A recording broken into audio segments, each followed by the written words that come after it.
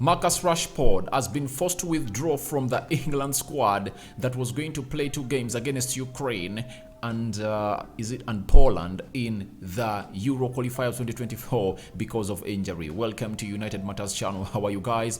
And where are you watching us from? Smash the like button, comment and share. If at all you're watching us for the very first time, endeavor to subscribe to this channel so as not to miss out on stories that we do upload in here on a daily. Now, Sheikh Jassim Al Thani is set to make his second bid on Wednesday, and that's when it's going to arrive. That means after tomorrow, that bid is going to be in. And obviously, there is a story that is really attached to Sevilla that you guys need to know about. The new manager bounce is really anticipated by Sevilla. They are going to sack Juan Paulo Sampoli as the manager of Sevilla because they even lost a game yesterday. They were teared apart as United went through to the next round of the FA Cup, that is the semi-final that is going to be played on the 22nd of April against Brighton at Wembley. Rokan David is my name, guys. Good evening, guys, and where are you watching us from? This is your channel that does strictly Manchester United news. But on a sad note, Marcus Rashford sustained an injury yesterday. You remember in the 50th minute when we were really conceding a goal against Fulham, there was a commotion that saw Marcus Rashford go down, and he really walked off the field of play and then returned. He forced through until I think the 80th minute when he was taken off by the manager, and he brought on another player known as Fred to play into that position as Weghorst took on the road to lead the line for Manchester United into that game as United beat Fulham by 3-1. Now, a story has been put out by Manchester United. It's official, but let me first show you what we've just gotten from there. The website told us that Marcus Rashford has pulled out of the England squad. Marcus Rashford sustained a knock during a 3-1 victory over Fulham in the FA Cup tie at Old Trafford on Sunday. Then Fabrizio Romano told us that Marcus Rashford will not be part of the England squad for Euro Championship qualifying campaign later this week as Manchester United striker has pulled out through injury. Rashford suffered a knock versus Fulham and will miss the games England will play in there for you. But the website of United also goes ahead to throw more light onto what games Marcus Rashford is going to miss in the England 2 games they're going to play for the qualifiers against Italy and Poland. They've told us that Marcus Rashford scored his 30th goal for club and country this season when bagging a brilliant winner in the 1-0 Europa League second leg victory at Rio Betis on Thursday night. He netted 3 times for England at the World Cup finals, taking his international tally to 15 in 51 caps. After winning the club and Premier League Player of the Month awards for February, he will hopefully be available to face Newcastle in our fixture on Sunday, April. Rashford misses England's Euros qualifiers against Italy in Naples on Thursday and at home to Ukraine on Sunday. United defenders Harry Maguire and Luke Shaw remain in Gary Southgate's plans ahead of the fixtures at the 3-line start their campaign on Thursday and on Sunday. So that is what is coming in from the website of Manchester United as far as Marcus Rashford injury is concerned. Now, to me, I'm calling this a blessing in disguise. It's a blessing in disguise. Why? I've seen England win games without Marcus Rashford. To me, English fans might say we are missing out on one of the best informed forwards in Europe. But obviously to Manchester United, our season means a lot when you're having a fully fresh Marcus Rashford. And to me, I have a different narrative altogether.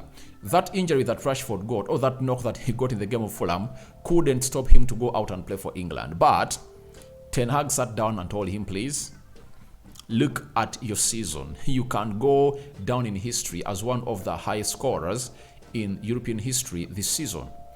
In the UEFA Europa League, you're the top scorer with 6 goals. You're having 14 goals in the Premier League. You are You are leading United to another trophy. You get? We are fighting for the Champions League qualification. So you need these 2 weeks to rest.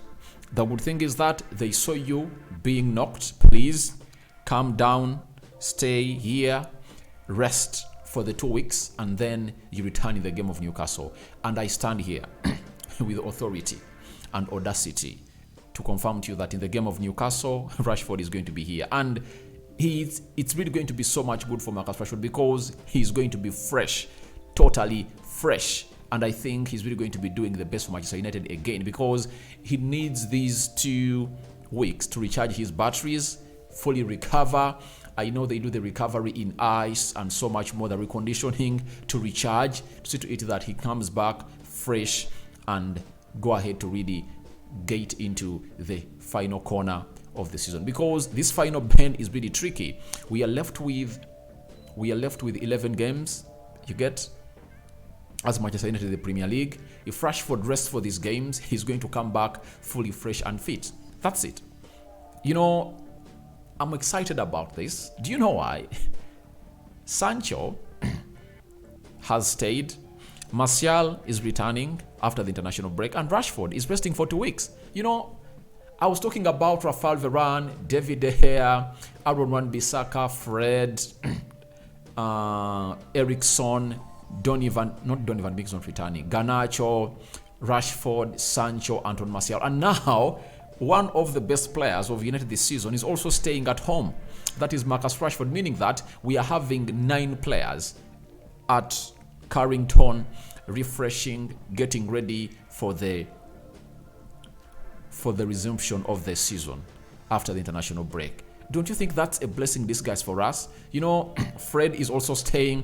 Martial is going to be back. Eriksson is going to be back. Rashford is here to really get himself a rest. And obviously, that rest is going to help him really contemplate a lot onto what the season is going to be like, because he now has 27 goals in the games that's played for Manchester United.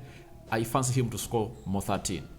I think he's going to hit 40 goals this season. That is Marcus Rashford, and is just 6 goals away from breaking the record of Robin van Persie, who scored 32 goals in a single season of Manchester United. So to me, I think it's a blessing in disguise.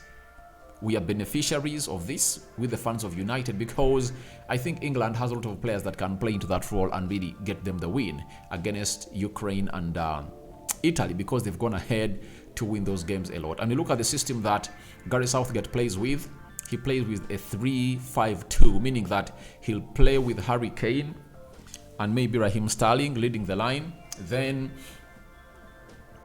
he will use Reece James as the right wing back, Luke Shaw as the left wing back.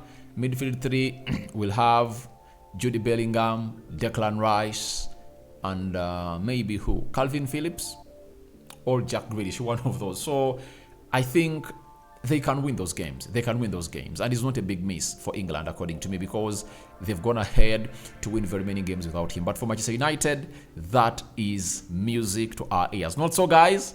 So let him rest and come up and tear up the the Premier League, FA Cup, and the UEFA Europa League. He needs to recharge his battery back. Leaving the story of Marcus Rashford aside, or putting it aside, let's go to Sheikh Jassim Al Thani.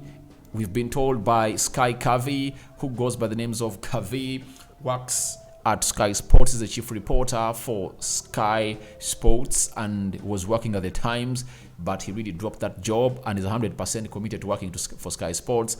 He's telling us that Sheikh Jassim will make his second bid for Manchester United on Wednesday evening. His advisors are now working on putting together a new bid, which is expected to be submitted by close of business on Wednesday. Now, we were told it was when? I think it was on Thursday that, sorry about that Sheikh Jassim Al Thani and Sir Jim Ratcliffe have been given 10 days to submit in their second bid. Now, that of Sheikh Jassim Al Thani is going to be submitted on the final day. That is on Wednesday, and it's expected to be around £6 billion plus, because he is willing to overpay to take over United. Why? This is seen as a golden opportunity. It knocks once at every businessman's door who is interested in really buying a team like Manchester United. Why? When you see how PSG are really crumbling, because even on the weekend they lost a game of football, Messi falling apart with the coach, Messi not in good terms with the board of PSG on signing a new deal. So it shows you that these teams are really ready to go on and not at any point really give Qatari the best of fame they deserve in the world. And United has already that fan base that the Qataris want, and they don't want to lose this opportunity. And I think their bid is going to be really huge. And to me, the takeover news is the best for me. And I think by the time we return to playing our Premier League game against Newcastle, I anticipate that the Qataris would have gone ahead to edge the bid of Sir Jim Ratcliffe, because Sir Jim Ratcliffe is a very good guy. I like him, but sorry about that. One thing that gets me off his bid, and I side with the Qataris, is simple. He's not willing to clear off the debt. The Qataris are willing to come and really clear off the debt from Manchester United and hence refurbish a new stadium, and they've already gone outside there to talk to the designers to see what can be done to Old Trafford, refurbishing it, redeveloping it, or building a new stadium, or knock it down and build a new Old Trafford. So a lot is really put in plan for Manchester United, and as it stands, we are here waiting to see how everything is going to pan out. But you're waiting for that bid of not Sir Jim Ratcliffe, is Sheikh Jassim Al Thani to come in through, and I think it's really going to be huge. And I think to overage Sir Jim Ratcliffe and put him out of business, he might even put out £7 billion and say, I'm giving £7 billion to buy Manchester United. He can't blow it out of proportion to see to it that no one comes close. You get? Because United is like on auction. The biggest bidder is taking it all. That's it. That's the course of the day, and Sir Jim Ratcliffe is really into the mix, and is Sheikh Jassim Al Thani. Now, we know that United is going to be playing against a team known as Sevilla in the quarterfinals of the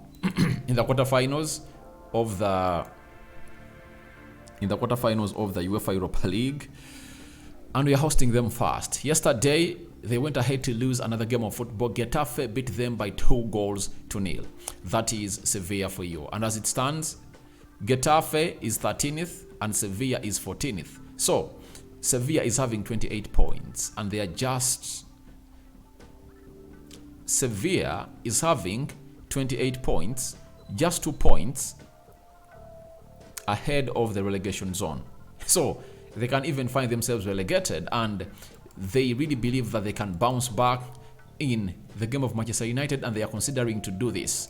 And Fabrizio Romano has really reported this story to us, that Sevilla are set to sack Jorge Sampaoli in the next hours. Confirmed, board now already working on new coach to be appointed.